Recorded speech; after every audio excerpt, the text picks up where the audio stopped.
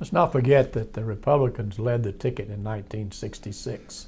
Yeah, they did. And of course, I wasn't in Georgia. I was back home watching George Wallace at that time, but I followed the politics. I got a lot of family in Georgia, even when growing up in Alabama. And, the elections in Columbus. I'm beginning to show my own age here, Bob, a little bit. Ran for governor in '66. Callaway. How can you forget Bo Callaway? Bo Callaway. Those elections, you had others. You had Fletcher Thompson got elected. Ben Blackburn got elected. We began to get some momentum there that Watergate truly did set us back in 1972, and then Carter in '76. We probably lost about a decade in there because of Watergate and the reaction against that. Then Jimmy Carter being from Georgia, and a lot.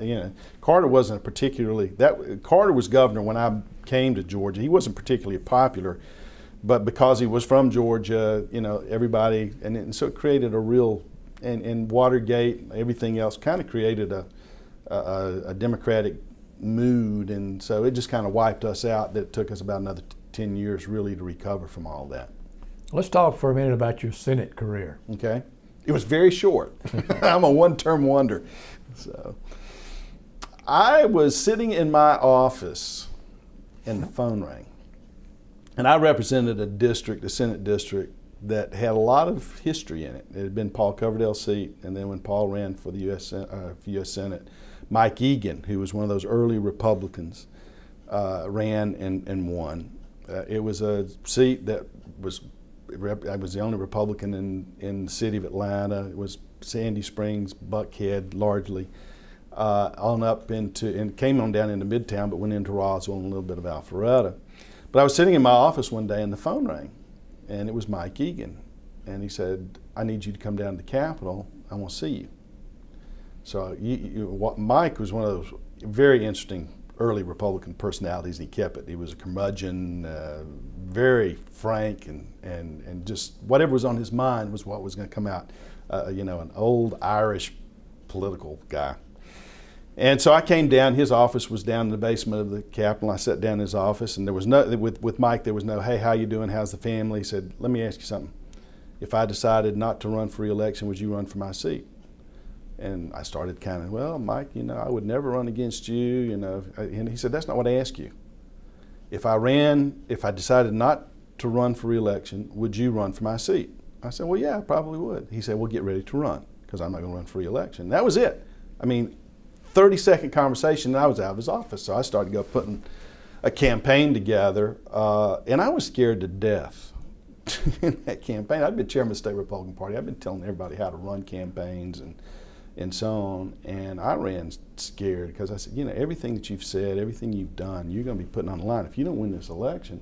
And it was a very competitive election. We had 5 really good candidates running for this seat. It was me, John Mitnick, who had run for Congress in DeKalb County, a guy who's in the legislature right now, Edward Lindsey, he's currently the majority whip, a young community activist named Jim King, who was hardworking, family was well connected, and then Art Morris. Art was a very wealthy attorney, and so we were running all together, and I put a campaign plan together.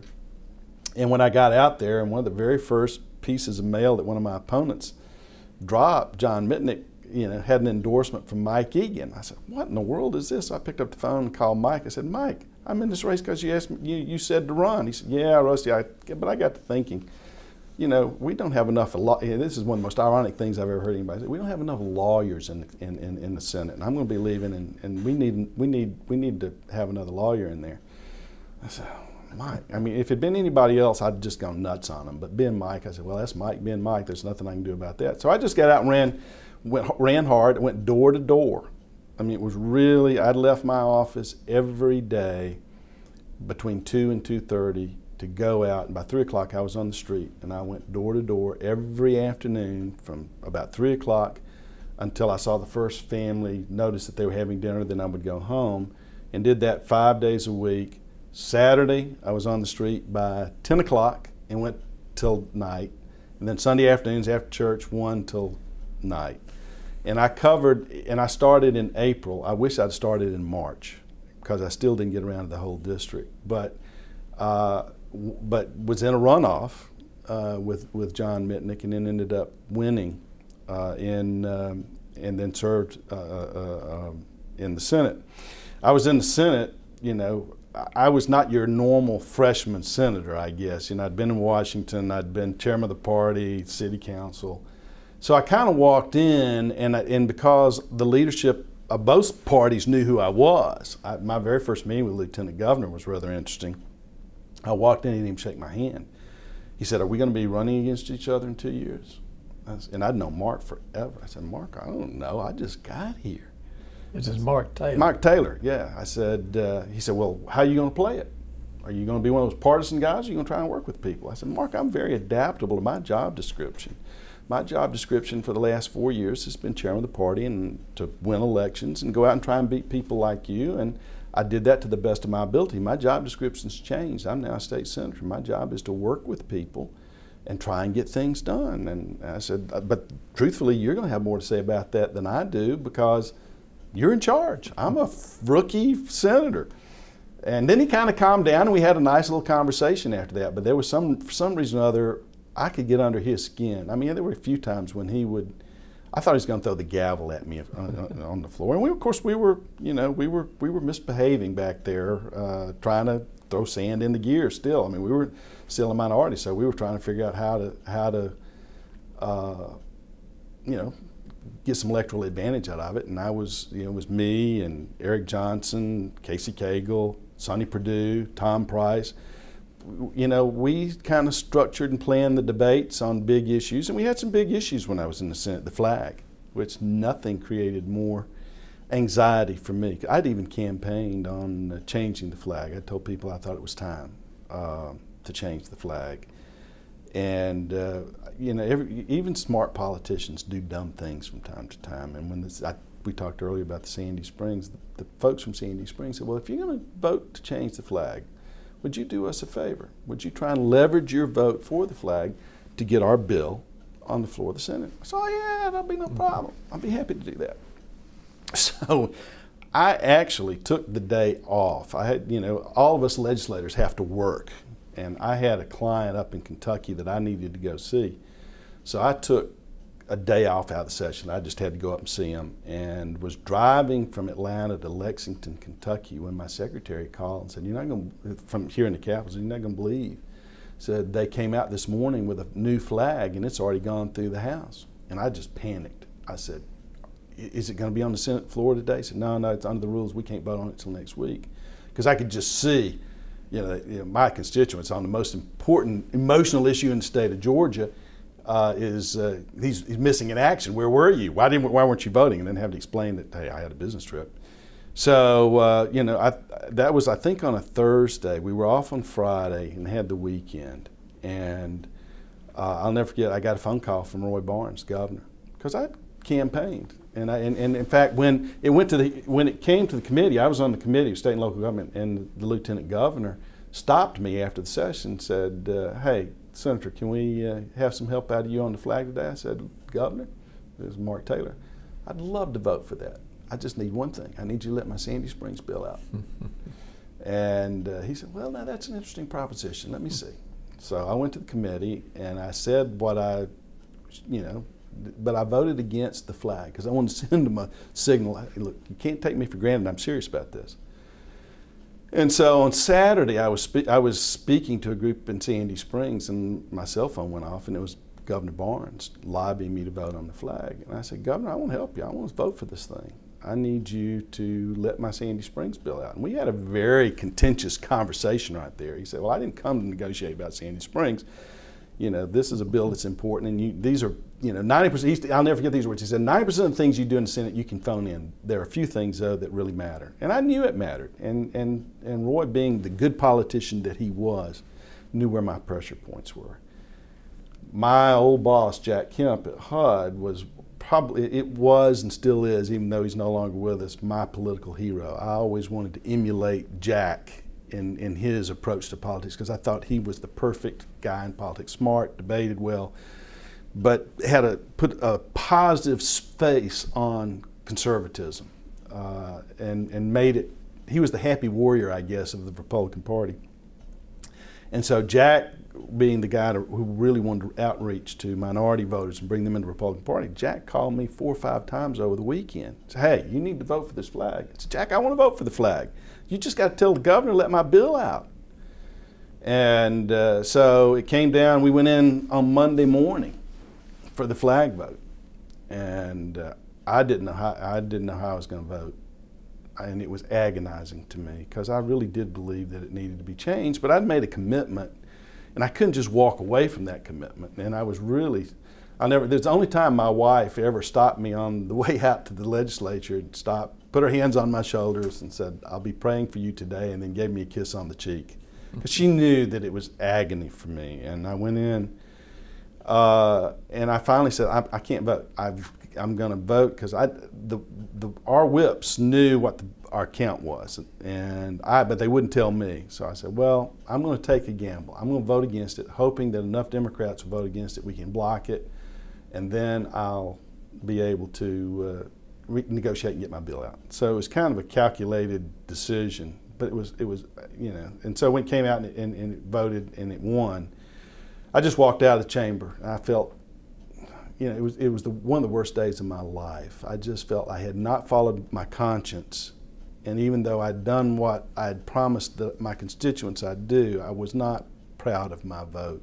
I went to the well and I spoke, and my daughter called me. My daughter was in Annapolis, Maryland. She was in tears. "Dad, you voted against the flag. How could you do that after all the things that you've brought us up to believe in and doing the things?" And she was just, and reporters, they didn't ask me, but they said, "How could Rusty vote that way?" And I had a lot of explaining to do. I'm Episcopalian, and an Episcopal priest just wrote me the nastiest letter I've gotten from anybody. And I responded with kind of a normal political letter, and then he fired back at me an even worse letter. And I finally just kind of told him in a letter just what I said here. And he finally said, "Okay, all right, yeah, it was a stupid thing to do, but I kind of understand the motivation." But the good thing, there is redemption in politics. When Governor Perdue put the flag up, they had done a poll. And the poll showed the current flag was going to lose. Now, this was in the presidential primary of 2004. Bush was running for re-election unopposed, so there aren't going to be very many Republicans, and it was all going to be decided in the Democratic primary. And the polls showed that it was going to lose because African-American voters looked at the flags as the Republican flag and the Democratic flag. It had gotten politicized in that way. And so they called me. John Watson, who was the governor's chief of staff, who'd worked with me, was one of my staff members of the party, called, said, "Come down here, I need you to look at this poll and help us out." And I looked over the poll. I said, "John, I want to take this on." I said, "You know how I felt about my flag vote. It was the wrong thing to do." And I said, "I need redemption." So they let me manage the flag referendum. And this was 3 weeks before the referendum, and I worked with the Georgia Chamber, was the name on the stuff we did, but the Atlanta Chamber raised all the money. We raised enough money. We got former Congressman Andrew Young, Congressman John Lewis, and then Representative Tyrone Brooks. And we did one mail piece with Andrew Young, and then Congressman Lewis and Representative Brooks made auto calls to all Democratic voters, but we were targeting African American voters. And in 3 weeks, we were able to change it from a 52-48 loser till it won 75-25, and totally took that issue off the table in the state of Georgia forever. So I went from the worst thing I ever felt that I'd done in politics to the thing that I'm probably the proudest of, that we were able to take that issue totally out of Georgia politics as an issue. So there is redemption. Rusty, as the Republican Party gained strength in Georgia, there were several Democrats who changed parties. Yeah. What effect did that have on the party? Tremendous. We had, and it was not an easy thing for the Republican Party to go through. I mean, we had, Sonny Perdue switched. When I was chairman, Sonny switched, and I'll tell you that's a fascinating story. Just Sonny switched. But we had Nathan Deal switched. We had Mike Bowers switched. All these major political figures.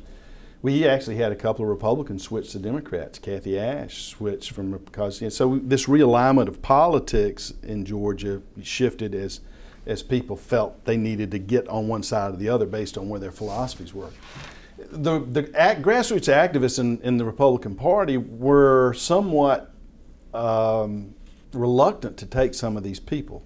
I knew Sonny Perdue really well. When I was party chairman, I knew we were going to be facing him down the road. I knew that after Barnes, it was probably going to be Perdue would be the next Democratic governor nominee.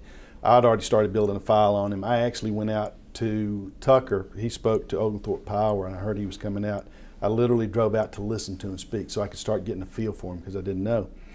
And one day my phone rang, and it was Eric Johnson, who was the Republican leader of the Senate, and said, "Are you sitting down?" I said, "Yeah." He said, "Is your door closed?" I said, "No." He said, "Stand up, go close your door, and then come back and sit back down." And he said, I came back, and he said, "Is the door closed? Are you sitting?" I said, "Yes." He said, "What would the party's reaction be if Sonny Perdue switched parties?" I said, I never hesitated. I said, "We'd take him in a heartbeat."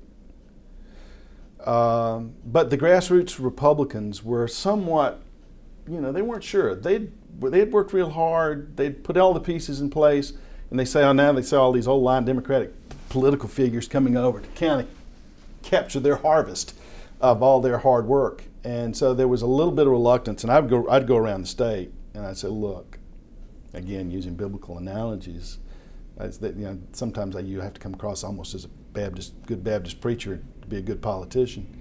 I said, in the Bible, it says, "Judge not that ye be not judged." I can't tell whether these folks have had a real conversion or not. So, but I have to accept the fact that they are genuine and sincere in their switch. But the Bible also says, "By their fruits ye shall know them." And I guarantee you, we're going to be very good fruit inspectors. We're going to check their fruit, and if they don't measure up, then we'll take care of it in our own primaries. Well, it turned out it was very helpful. Sonny Perdue, Nathan Deal, Mike Bowers, all these folks brought an understanding. The Republicans had everything we needed to govern except for the knowledge about the inside operation of state government. And these folks brought that to us and gave us the insights, the last little bit we needed to kind of push over the top on how to structure the government at the state level. And they brought it. And they all of them have become well accepted within the Republican Party, and it was the last push of the battering ram that allowed us to knock the barriers down and take control. But it was a hard sell in some cases. And some people, we had one guy who switched out in Gwinnett County, a state legislator, and the legislature, when I was party chairman, the legislators kept griping about him. And I said, "Well, let's just take him out." And he said, "You can't do that. You're chairman of the Republican Party. It's going to be a Republican primary." I said, "You show me in the rules where it says I can't get involved in the primary." I said, "If he's not measuring up to our standards, then let's take him out. You find me a candidate that you can live with, and we'll take him out." And we did. We managed a campaign, and we went after him. If the parties aren't willing to clean up their own candidates, then who's going to do it? And I believe that's one of the responsibilities that parties have, and they're always reluctant to do it. But we did. We took a guy out who was a bad member of the House and replaced him with a young guy, Mike Cohen, who's still there and a very good legislator. And so, we had a few scalps. We had a few people who did switch parties that we had to throw back or go defeat in our own primaries. Mm-hmm. But by and large, those people were tremendous additions that got us over the hump. But Johnny Isaacson ran a tremendous race for governor against Governor Miller. Right. And Guy Milner ran an even closer race. Yeah. So the Republican Party was moving right along without the switchers. It would have happened. It was inevitable. That coalition that there was only one thing that was holding that coalition of the Democrats in place, and that was power. That was the control of the General Assembly and the governor's office. And you saw when that, and there were people who were smart enough to see it coming and knew that. And there were people who reacted viscerally to how the Democrats were managing holding on to that power. One of them was Sonny Perdue. Sonny just was not comfortable with the way that the Democratic leadership operated in the General Assembly as they were trying to hold that coalition together, and that's why he switched. And same way with Mike Bowers. But it was inevitable. The Republicans, the forces that were in play in Georgia politics and in the South and in the nation were inevitable that what happened happened. It just happened sooner, and it added depth to our bench when they came across and gave us some other things. But the Johnny Isaacsons of the world, a lot of those folks, you know, they were going to win, and we were going to get across the finish line. We had too many things going in our favor at that point, and realistically, many of them out of our control. It's like going down a flooded stream. In an election, sometimes all you're trying to do is keep the boat in the middle of the river and not turn over. Well, that was the forces were propelling the Republican Party forward. For those of us in leadership positions, we were just trying not to capsize the boat and let the current just carry us where we needed to go. 2002. That was when it all came together. It was all came together. When I was in the Senate, and I only served one term. They took my district. You didn't run again? I didn't run again. They took my district and they blew it up. I went to the well of the Senate and told them I was the only person I knew that had a double-wide trailer in Buckhead. And they looked at me and said, "What is he talking about?" I said, "I am prepared to follow my district no matter where it goes." But I walked on the floor the first day of the redistricting session. Reapportionment. I want to talk to you about that later. Okay. We walked in, and James Salters of the AJC walked on the floor and said, "How does it feel to have a target on your back?" I said, "James, I knew the rules of engagement when I got in this business." I said, "If they're coming after me, there's nothing I can do about it." And they were. I'd been too much of a thorn in their side for too many years. They weren't going to let me have a free pass, particularly after the flag vote. You know, in 2002, with the redistricting, you know, I went around the state when I was party chairman. I said, "I don't care in 2002, I don't care how they slice and dice this." These were my words. "I don't care how they slice and dice this state. We're going to take control." Well, they had a slicer and dicer I didn't know existed. They had a computer program that could slice this state up in the most, you know, it gave gerrymandering a bad name. It was just the most bizarre looking map. And they took me and Tom Price and put us in the same district. And the reason I know I was targeted was because just north of where I lived, there was an empty district with no incumbent in it. It would have been very easy to have drawn me into that district. So I was a targeted casualty of redistricting. But it was amazing process how they, you know, it was all about, and they were obsessed with how we maintain control. And that was the quintessence of that map, was the quintessence of how we don't care how we have to break this state up to hold on, but we're going to hold on at all costs. And truthfully, I mean, it was the flag. I mean, the reason Roy Barnes and the reason Sonny Perdue got elected was a combination of the flag, some really dumb things that Roy Barnes said to teachers and some other folks. And then that map was kind of the coup de grace, the last nail in the coffin, when people realized these people will do anything they're to hold on to power and to control the state. They don't care about the natural constituencies that exist in Georgia, the communities, the county lines, all that stuff just went out the window. It's how you can draw lines to incorporate the right kinds of demographics to make sure we hold on. And fortunately, the courts threw it out, and then that allowed first of all, they had not only had they targeted me in redistricting, they targeted Sonny Perdue because he'd switched parties, and they gave Sonny a very difficult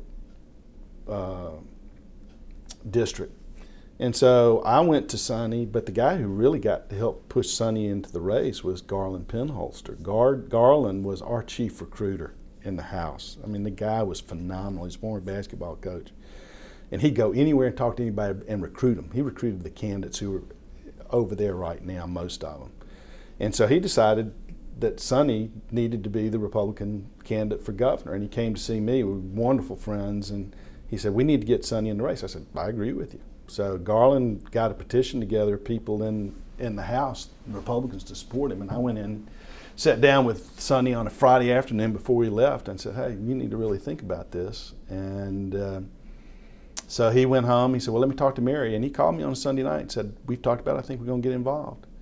And that started, you know, the whole process of You know, we needed a good quality candidate. I mean, Mike Bowers had been a good quality candidate, but he'd run into some issues.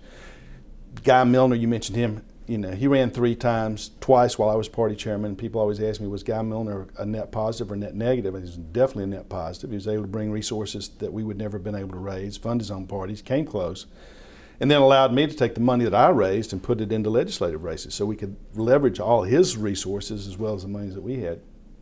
So, you know, 2002 was when all the pieces really kind of came together. When the courts threw out the map, we got Sonny into the race. In my mind, I didn't know that whether Sonny could win that election, but we would set him up to run 4 years from then. And it was just, the walls had fallen by that point, and we were able to go in. I'll never forget, they asked me to do the TV interviews down on the floor of the campaign. I was sitting there, I was doing an interview, and I looked up they had a board with all the results, and I saw Ware County come in, and that Sonny had won Ware County. This was about 9:30, and I didn't say on TV, but I said to myself, it's over. When Sonny Perdue took Ware County 2-1, I said, it's over, Roy Barnes can't win. And I got off TV and I went upstairs.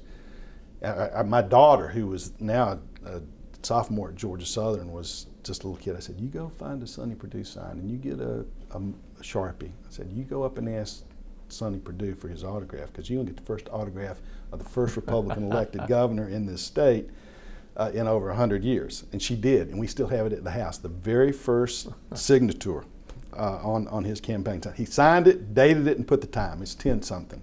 But I went up to him and said, Sonny, the election's over, you've won. He said, are you sure? I said, there's no way he can win. And about 20 minutes later, President Bush called. And then about another 15 minutes later, Roy Barnes called and conceded.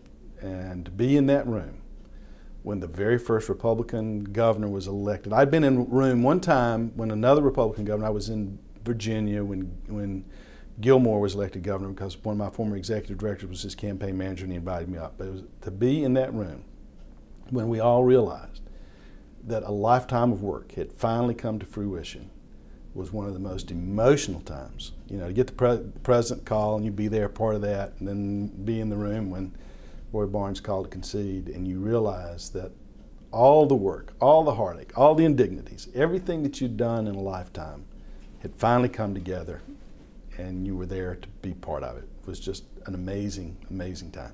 One of the mileposts we missed was 1980, the Mattingly race. Mattingly race. Mm-hmm. That was the Reagan race. That was the other thing that really kind of pushed Georgia over the top in nationally. I mean, you know, you had Goldwater in '64, Reagan, and I was, as I told you, I was a press aide to Reagan. I was at our headquarters here in Atlanta during that race, and go home to be, you know, win the governors, be the president, be involved in that. It was just an absolute thrill, and I'll never forget. I was listening to WSB radio, and I lived in Stone Mountain, and I had a long driveway that went up like this, and then there was a carport. I pulled up on the carport when WSB projected. It was like 2 o'clock in the morning, I think. Projected Mac Mattingly was going to win, and none of us felt that that was possible. So that just showed, I mean, you had Mattingly, you know, won. We picked up a lot of legislative seats. Reagan was president. That was really kind of the culmination where Georgia, from '64 to '80, in '80, Georgia started voting nationally Republican on a consistent basis. Mm-hmm. We still weren't electing local officials. We still had a long way to go in the House, but you could kind of see that yeah, we'd broken another major barrier. So '80 with Mattingly winning, picking up some legislative seats, winning a few. My very first, to go back just a little bit, my very first Georgia Municipal Association meeting after I was elected to Stone Mountain City Council, there was a sign up that they posted. They want all the Republican elected officials to meet in a little meeting room. So I said, okay, that's me. I went. There were 5 of us. In the whole state of Georgia, there were 5 local officials who admit to being Republican. Lillian Webb, who was the mayor at that time of Norcross, George Israel, who was the mayor of Macon, me, there was a guy here in Atlanta, Guthman, Richard Guthman, and then the mayor of Bowden, Georgia. There were 5 of us that showed up for that. And then when I was first elected to the Sandy Springs City Council, they asked all the local city officials to come up to the front of the state convention. We filled up the whole area. You know, so you go from 5 elected officials in the state who will acknowledge, and then 80 really kind of pulled everything together with Reagan, Mattingly. You know, we weren't able to hold it all together. I mean, Mattingly was only able to serve a term, but it was still an important milestone where Georgians were electing Republicans at a statewide level. You can argue that Herman Talmadge lost that race instead of Mattingly winning, and it doesn't matter. It gave us another talking point. Look, we can elect people statewide. We've got a Republican senator from this state. So when we were going to recruit candidates, it was an amazing milestone that allowed us to go out and help build that bench and get people, you know, the people that we wanted and needed to running for these county commission, legislative, and other races that helped get us over the top about 12 years later. How long will this last? I think a long time. And I'll tell you, as successful and as proud as I am of where we've come with my party, I'm a little disappointed. The goal, at least for me, was never to destroy the Democratic Party. It was to create a competitive two-party system, because I believe that self-policing that a two-party system creates is important to maintaining a good, healthy political environment. It makes the people in office stay on their toes because they know that person over there is watching. If you don't have that, that's where you have problems with corruption and self-dealing and all kinds of, the problems with politics come from monopoly and the absence of competition. And I'm hopeful that while I want my party to win, I want us to stay on top, the worst thing that could happen to Georgia politics is we go back to being a one-party state. We need a good, healthy Democratic Party that we can beat every 2 years, but that we can, it will keep, you know, be the police force. We need a good, strong minority. That was our role when we were in the minority. We were always watching, and if they got out of line, we would hold press conferences, we'd send out press releases, we'd go to the well of the Senate or the House, we'd do mail pieces, and it kept the majority on their toes.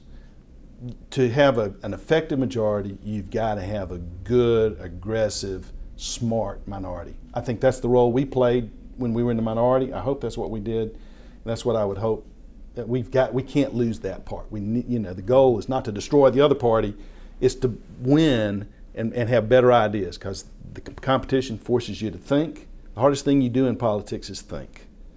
You know, coming up with new ideas, new solutions. It's very hard. I tell everybody, you know when the last original idea in politics, in Georgia politics, was? They scratch their head because they can't think of it. I said it was the lottery.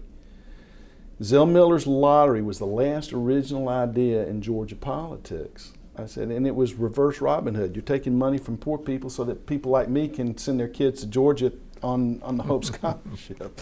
You know, I make a big deal out of it. But the hardest thing in politics is thinking and coming up with ideas, new policies that really work, and then getting them in. I mean, Ronald Reagan did it with tax cuts. You know, I mean, and Jack Kemp was the guy who got him to do that. Before the Republican Party, when the Democrats would spend, the Republicans said, well, we got to balance the budget, so we got to raise taxes. Reagan came in and said, no, there's another way. We just cut taxes, generate more economic incentives for people, and then they can't keep spending the way they've gone because the deficit at some point even shocks them. So, you know, those things are rare. You know, good ideas, but the thing that forces parties to think is the competitive environment. And that's why we need a good competitive two-party system in this state and across the country to keep the party in power honest and to force both parties to approach the electorate with new ideas, new innovations, new solutions. You mentioned Zell Miller. What was your reaction when he was appointed by Governor Barnes to replace Senator Coverdale? I thought it was a smooth, I mean, it really was. It was a slick move. I mean, Zell, you know, Zell is a magnificent politician from the point of view of, you know, he started out as a liberal. You know, he ran as a liberal against Phil Landrum up in North Georgia, ran against Herman Talmadge. He was left of center, transformed himself into kind of a moderate, and then ended up being, of all things, a Republican. But I thought it was probably one of Roy Barnes' shrewdest moves politically, putting him in there, because he was a respected figure by both parties at that point, and he was going to be very difficult for the Republicans to beat. There was probably any other Democrat that he would have put in there would have been a pretty good target for us. Zell was not. But then I think, I think probably within just a few months after he had appointed him, Roy began to wonder if it was a very smooth move for the Democrats, because Zell has always been a maverick, and he became the quintessential maverick when he hit the Senate floor. He was liberated. He was free to be whatever he wanted to be. He was not going to run for re-election. There were no constraints. He made no commitments or pledges. He just went up there to be Zell and just have the time of his life, being the maverick that he always has been and wanted to be. And he had a national stage. He was able to give the keynote address for Clinton in the '92 campaign, and then came and gave the keynote at the Republican convention. The spitball speech. Oh yeah. So Zell, is a towering figure in Georgia politics, and kind of transcended both parties at the end of his career. Right. But it was probably one of the few people that Roy could have appointed to that position that we couldn't beat at that point. Mm-hmm. Well, back to Rusty Paul. Life after public office. Well, I'm not sure that I'm done. My wife hopes I am. I was first elected in 1977, and I was 24 years old. And here we are. I just left office in January, full circle. I've started city council, went to Washington, state party chairman, state senate, then ended up back at the local level, and was able to take all of that and help my community get off to an amazingly good start. I'm very proud of what they're doing out there right now. I've gone from kind of the boy wonder of Georgia politics, or Republican politics, the little whiz kid who, Rusty will take care of that, Rusty will do this, Rusty will figure this out, Rusty go do this, go do that, take care of that, to now I guess one of the, I hate to say it, but senior statesman. And I get more fun today. I mean, I owe a lot of people. I've had a marvelous life for a farm kid from North Alabama. I've been able to go places, do things. I'd go to the when I was in Washington, I'd tell myself, I'm going to the White House, I'll be back later. That was always exciting. That was a thrill. I never got tired of saying, I'm going to the White House. Now, as a little kid from Georgia and North Alabama, to be able to be in a position, meet the people I've met, do the things I've done,